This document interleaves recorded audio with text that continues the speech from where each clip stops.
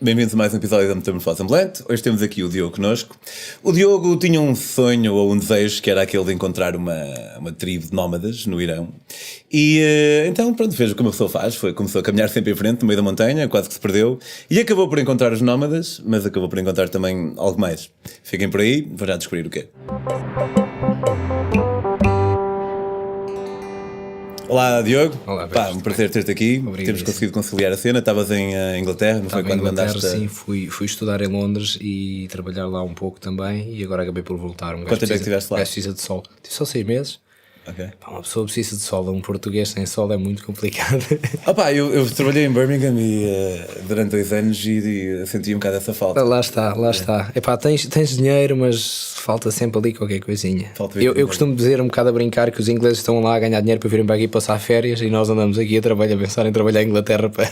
Não é? É um bocado assim. Para pensar para voltar. Então, mas não foi a primeira vez que viveste no estrangeiro? Não foi. Já tinha vivido antes em Istambul. Estive quase 2 anos, aliás, em Istambul. Decidiste mandar-te e foste 2 anos para Decidi mandar-me depois de acabar o curso. Tirei Biologia Celular e Molecular. Acabei por não gostar muito do curso e pensei, pá, vou ter que experimentar outra coisa. Já sei o que é que não gosto. Okay. E vou ter que experimentar outra coisa. Então mandei-me pela ISEC e fui fazer um programa de voluntariado em Istambul, ir às escolas e tal, com os putos, pá, muito giro. E nisso acabei por começar a querer conhecer a Turquia, querer começar a conhecer o Médio Oriente. Foi a primeira vez que tive contacto, digamos, com um país muçulmano. Daquela forma. É um bocado diferente. É um bocado diferente e eu adorei aquilo. Ok. Mas tipo, com o teu voluntariado tu ensinavas inglês? Sim, ensinava inglês e fazíamos apresentações culturais às escolas e foi muito engraçado. Depois aconteceu que um professor que acabou por me conhecer numa casa de chá, uma ocasião completamente informal, me convidou para ir às escolas na zona curda, portanto no sul da Turquia, fronteira com a Síria, para fazer a mesma coisa, para ensinar um bocadinho de inglês aos putos, para falar sobre o meu país, porque eram putos que nunca tinha visto. Ir até lá ou ir para lá? Ir para lá. Ok, para lá viver. Não, ir para lá, passar uma temporada, estar com ele, fazer aquilo durante 1 mês ou 2. E eu fui. Achei que era uma oportunidade interessante e fui, não é? E foi uma experiência brutal. Sentiste muita diferença entre o povo curdo e o povo... Senti alguma na medida em que os turcos, não querendo estar com isto a fazer uma diferenciação racial que eu acho que não existe tanto assim, mas acredito que os turcos são um povo que está muito obcecado com a ocidentalização. Ok. Ao passo que os curdos são um povo que entende que o progresso não é necessariamente a ocidentalização. Ok. E qual é? O progresso dos curdos... A minha pergunta não vem numa afirmação de que é. Sim, o progresso dos curdos, eu acho que eles têm o seu próprio modelo, concordando eu com ele ou não, mas acho que eles têm o seu próprio modelo e a sua própria identidade, que não é colarem-se à Europa. E eu vejo que os turcos são um bocadinho obcecados às vezes em colarem-se à Europa, ou seja, o sentido do teu país, e os portugueses também terão esse problema, é discutível, mas terão. O sentido do teu país é colar-te à Alemanha ou colar-te à Inglaterra, e não, tu antes de tudo és português, ou antes de tudo és curdo e tens de desenvolver nos teus moldes. E eu gostei de ver isso, porque são um povo genuíno. Ok. E isso atrai muito, a nível emocional atrai muito. Pá, eu lembro quando passei lá, já foi há uns anos, foi em 2011, pá, e não é que esteja muito melhor hoje em dia, mas era totalmente ignorante perante a causa curda. Sim.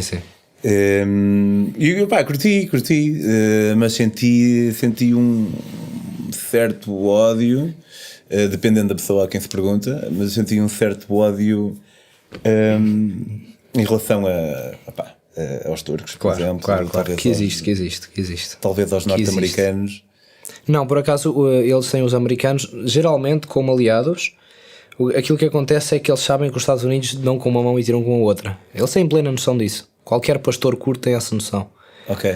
Porque se reparares agora no que aconteceu com a guerra com a Síria, os americanos aliaram-se aos Peshmerga para lutar no Iraque e basicamente abandonaram-nos. Ok. Ou seja, os curdos têm plena noção que os americanos e Israel neste caso dão com uma mão e tiram com a outra. Se calhar daí aquela foto que tu trouxeste da almofada. Sim. Isso já foi no Irão, já num outro registro, mas os iranianos também têm essa noção e daí vem o ódio à América, também pela história que tiveram. E depois isso, claro, é fomentado pelo governo, porque se um americano cair no Irão é bem tratado como qualquer outra pessoa, será?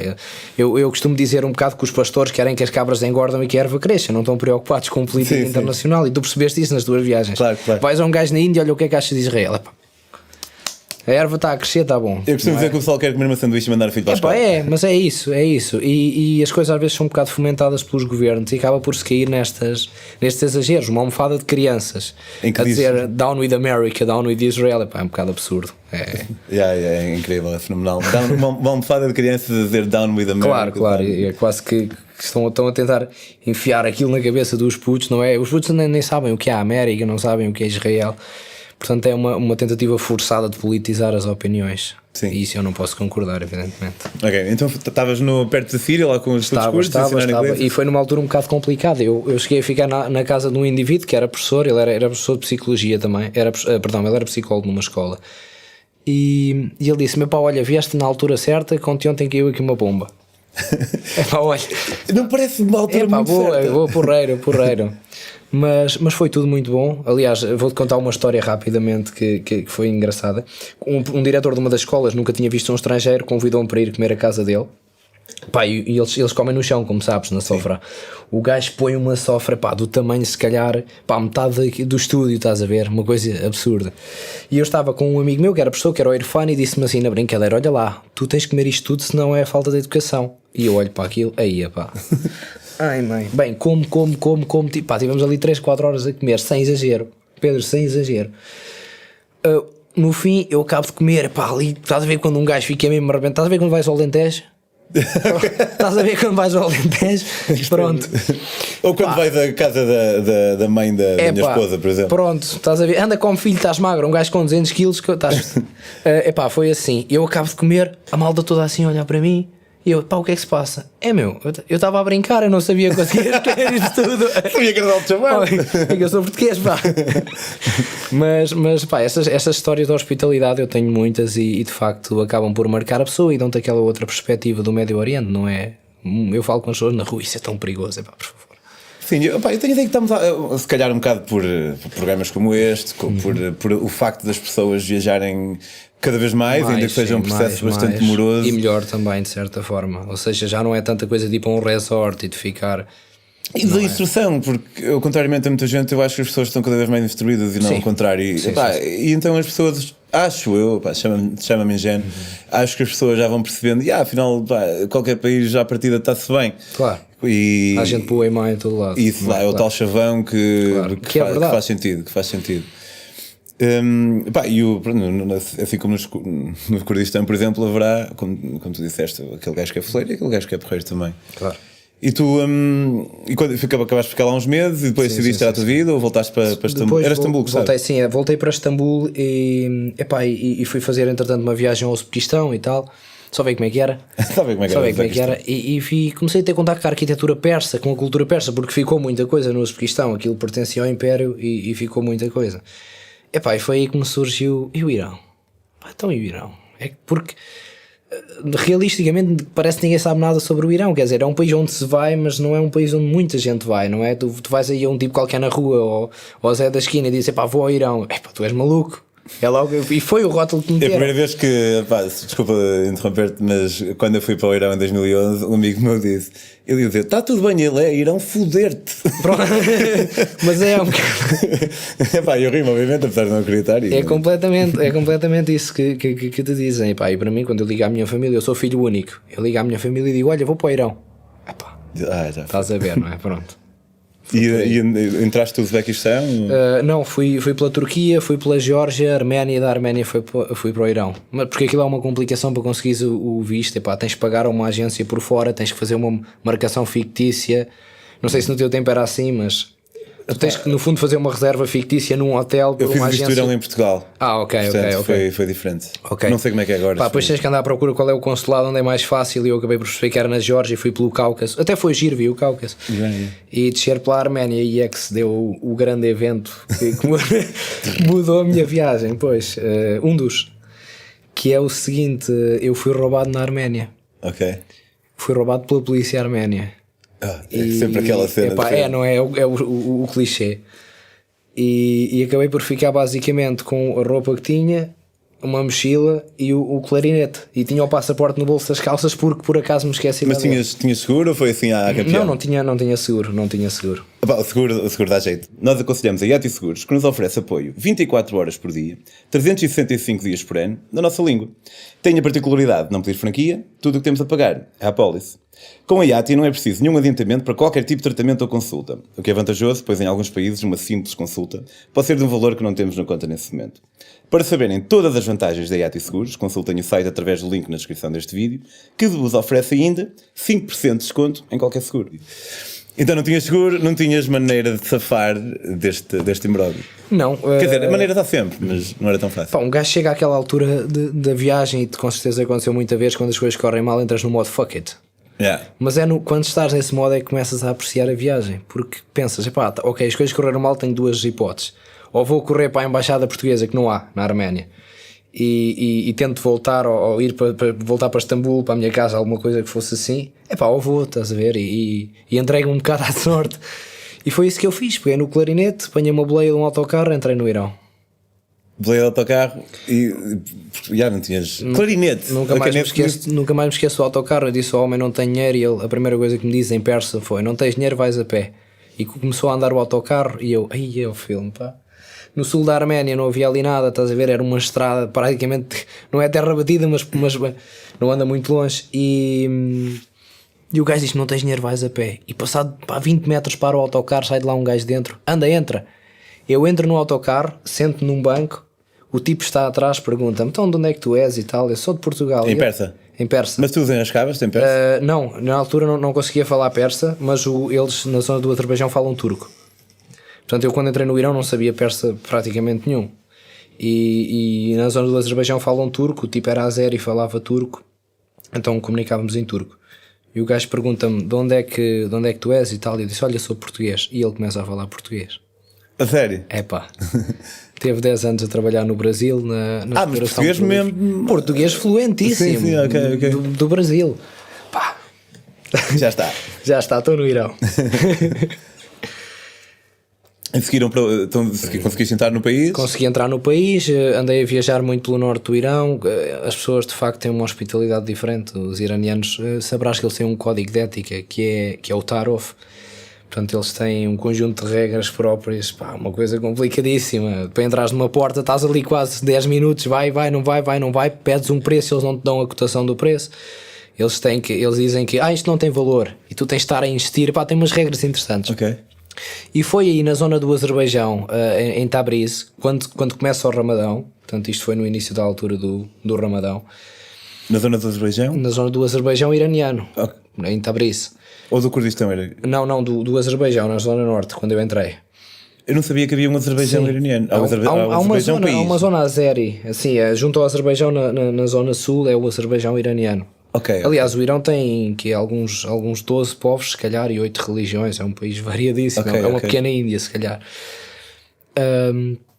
E eu chego e começo a converter, entre aspas, o meu turco para o persa. Eu tinha um caderninho e ia trocando e ia vendo como é que conseguia aprender o persa, porque ali estava tudo em persa, ninguém falava inglês. Turco sabia que quando saísse daquela região não ia conseguir utilizar, e ademais as letras eram com os caracteres árabes. Okay.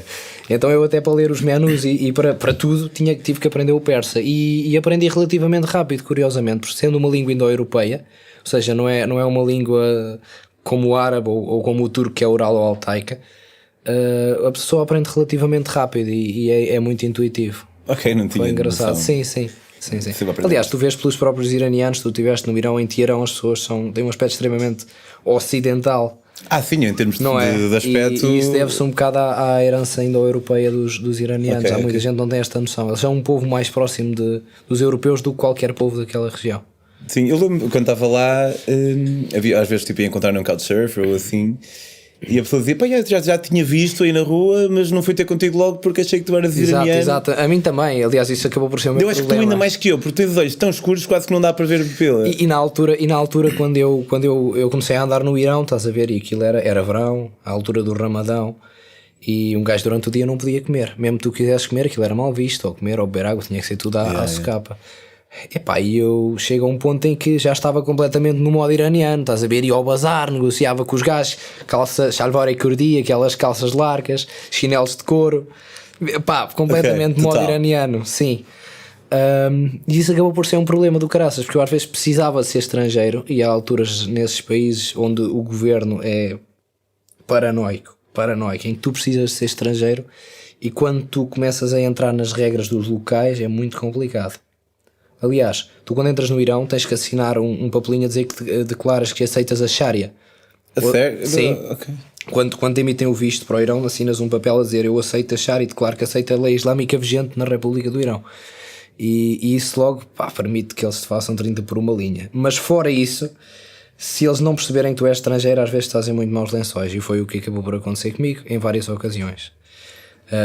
Eu estive em Teherão e Teherão é uma cidade interessantíssima.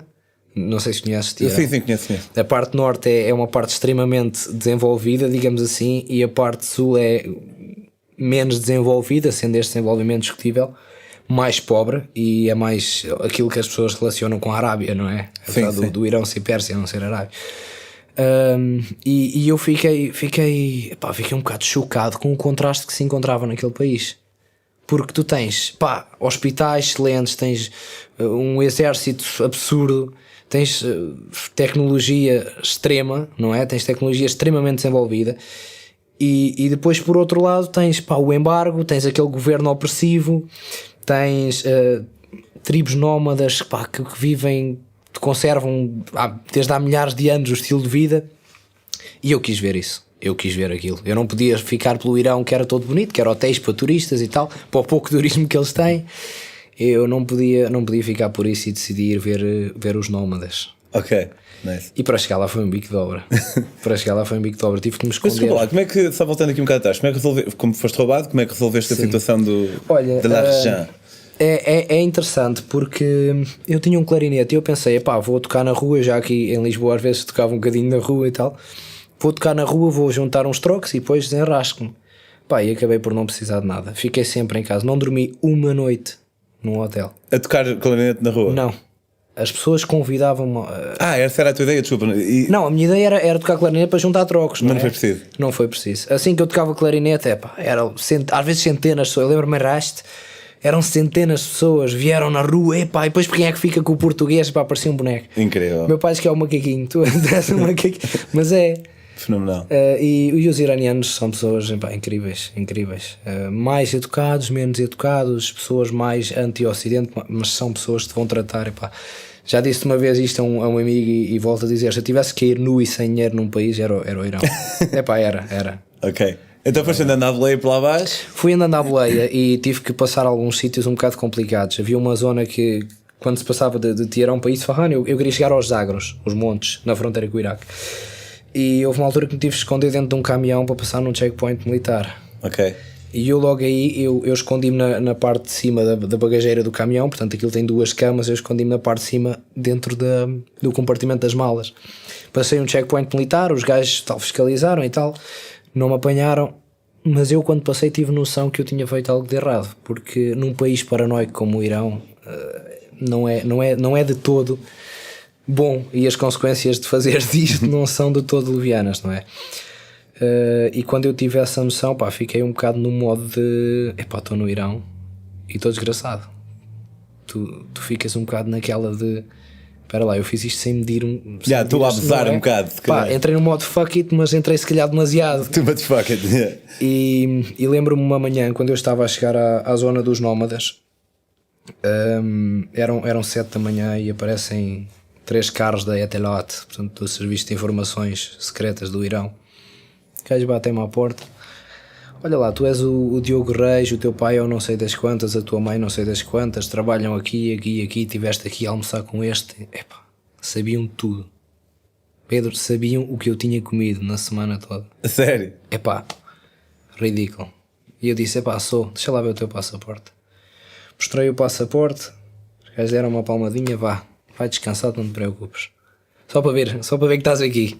Sim. E tu estás sempre com esta sensação, um bocado estás a ser controlado, estás a ser vigiado. E eu acredito que isso te move algumas pessoas a visitarem o Irão. Sim, mas também há de depender das zonas, não é? Se calhar eu estive lá, não tive assim. Sim, mas repara, tu não sejas ingênuo ao ponto de pensares que quando entras no Irão não estás a ser vigiado. Só por ser estrangeiro. Sim, mas devido que eles saibam o que é que toda a gente almoçou. Epá, não, com certeza que não, foi pelas zonas em que eu estive. Mas é um país onde tu sentes sempre que está ali alguma tensão. Não sei se sentiste isso, mas eu senti sempre, mais do que em qualquer país onde estive, há sempre uma certa tensão. Ou seja, quando vês um gajo fardado, ficas sempre naquela, será que sim, é para eu senti muito com os racismos, não sei, daquela polícia dos costumes que anda aí, tipo, é um bocado lixado. Sim, Tipo, sim. Eu não acredito em energias nem nada disso, mas se acreditasse, eu diria que os gajos emanam uma energia muito negativa. É muito mau, chegam com a carrinhazinha e tal. E pá, e mesmo tu vês os gajos a meio controlar o pessoal. Para quem não sabe, é a polícia dos costumes, controla. Pá, se as mulheres, vou corrigir gajos e mulheres, se as mulheres têm um lenço bem posto, se alguém está de mão dada na rua, se alguém está a fazer algo que não devia fazer, de acordo com. Pois, de acordo com, porque a nota é que algo que não devia fazer, basta sentar-te ao lado de uma mulher que não tem nenhuma relação de casamento ou de família contigo, para eles é errado.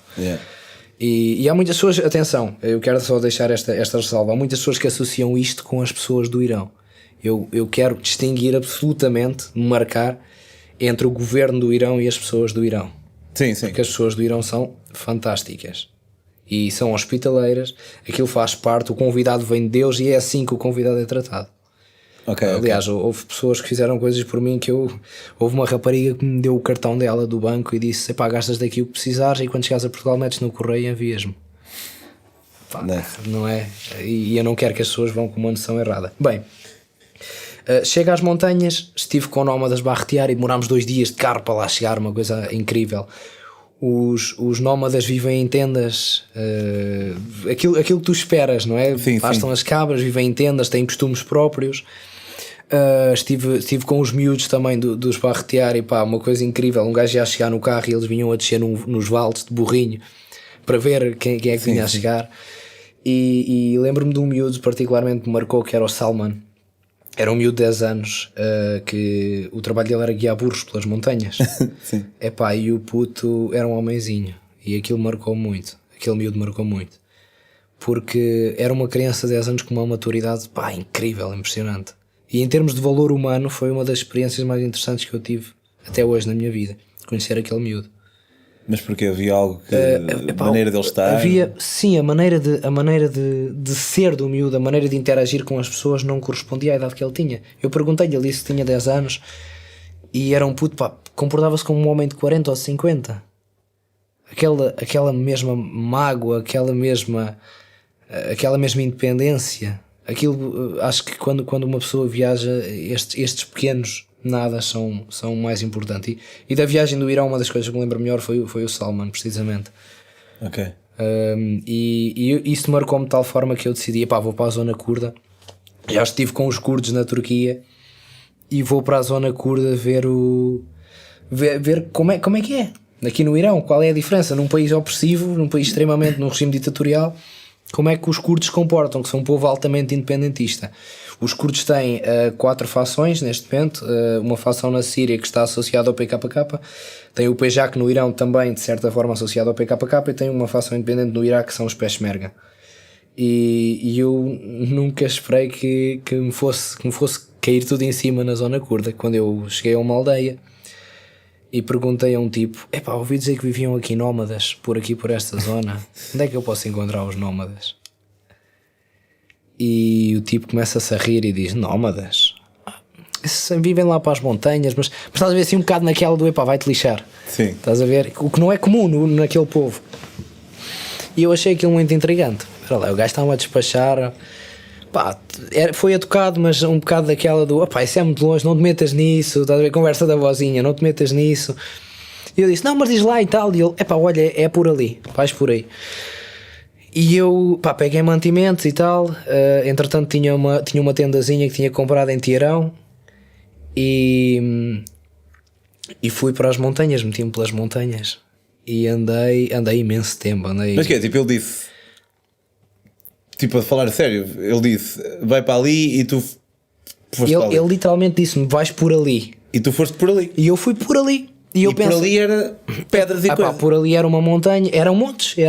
Imagina, eram montes. Imagina, tu estás na pontinha do Gerês, tu perguntares onde é que vive, sei lá, o João, e o gajo diz: olha para lá. E tu vais sempre em frente. Estás a ver? Um bocado assim. E eu fui. E depois vês que o João vive em Bragança. Não é? Sim. E eu cheguei a um ponto em que pensei: pá, olha, vou andando, levo comida e bebida para 2 dias. Se eu entretanto não chegar lá, volto para trás. Pá, aquilo foi um bocado duro. Foi um bocado duro porque haviam imensos escorpiões. Eu já tinha estado no deserto com 54 graus. Aquilo foi um abuso, mas é diferente. É diferente. Haviam escorpiões e tu nunca estavas à vontade porque não sabias bem o que ias encontrar. Entretanto era uma região de fronteira. Na altura da guerra com o Daesh ainda estava a guerra a acontecer e as coisas estavam um bocado complicadas. E eu começo a andar e andei 1 dia e meio, quase 2 dias pela montanha, dormi lá. E aquilo havia várias fontes para uma pessoa se abastecer, porque a zona curda é uma região extremamente montanhosa e facilmente te abastece. Mas eu já a perder a esperança, começo a ver lá ao longe, pá, umas casinhas, mas aquilo não eram bem casinhas, eram basicamente montes de pedra tapados com folhas. Portanto, tu não percebias bem o que é que estava a passar ali. E começo a ver um indivíduo que vem num burro a passar num vale. E vou a descer o vale até com o indivíduo, estás a ver? Que nem os putos. E eu pergunto ao gajo: olha lá, está tudo bem e tal, salam aleikum e tal. Eu estou à procura de nómadas, onde é que posso encontrar aqui os nómadas? E o gajo começa-se a rir, um velhote já, diz-me: os nómadas, então, os nómadas sou eu. E tu? E eu: pera lá, o que é isto? O gajo diz: pá, monta-te aí no burro que eu vou-te levar aos nómadas. Então, pá, chegámos à aldeia, Pedro, uma coisa assim ridícula, uma coisa tirada de um filme completamente. Pá, as mulheres com roupas extremamente garridas, várias cores, pá, aquilo que considerarias o ex-libris da cultura curda, aquilo que ainda ficou, aquilo que o genuíno, eu encontrei ali. E depois cheguei a um ponto em que decidi: pá, vou ficar aqui uns dias, agora já não vou voltar para trás. Vou ficar aqui uns dias com a malta estava a ser toda porreira. Só que havia ali 1 ou 2 coisas que não batiam certo. Primeiro, porque é que as casas eram assim? Pá, aquilo era basicamente montes de pedra cobertos de folha, um gajo mal via as casas ao longe. E outra era uma coisa simples, que era a malta andar a passear-se à K47. Ok. Pá, que é uma coisa que não se vê muito. Não é muito normal ver. Não é muito normal. Eu fiquei lá vários dias e há um dia que eu estou sentado à beira de uma fonte e um pastor chega ao pé de mim, pergunta-me para o António Costa.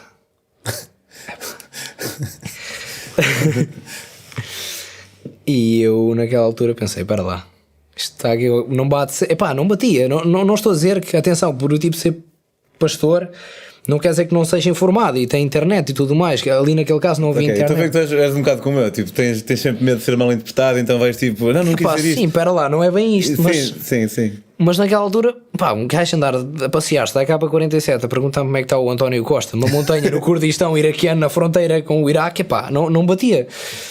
E uma vez sentei-me com um tipo que entretanto me hospedou lá na casa dele e tal, e recebeu-me extremamente bem, e perguntei ao gajo: olha lá, então, o que é que se está a passar aqui? E ele virou-se para mim e disse: olha, quando estiveres na fronteira, tu nunca estiveste connosco e isto nunca aconteceu. Vais apagar os contactos todos que tens, as mensagens todas que tens daqui, porque nós somos do PKK. O PKK sendo, sim, uma organização terrorista, digamos assim. E eu na altura fiquei um bocado: onde é que eu vim parar? Foi. Incrível. Foi. Espetacular, man. Olha, pá, eu sei que eu tenho a certeza que curtiram aí em casa e se tudo correr bem o Diogo voltará cá para contar mais uma história. Muito obrigado por teres vindo, meu. Obrigado. Excelente. Aí em casa, se quiserem conhecer as minhas próprias histórias, há delas de APOIA por aí pela Ásia, de bicicleta em África, podem comprar o meu livro em daquili.com e podem também apoiar a Metamorfose de uma maneira diferente em patreon.com/Metamorfose Ambulante. Tchau, até para a semana. E não te esqueças que podes beneficiar de 5% de desconto na IAT Seguros clicando no link que se encontra na descrição deste vídeo.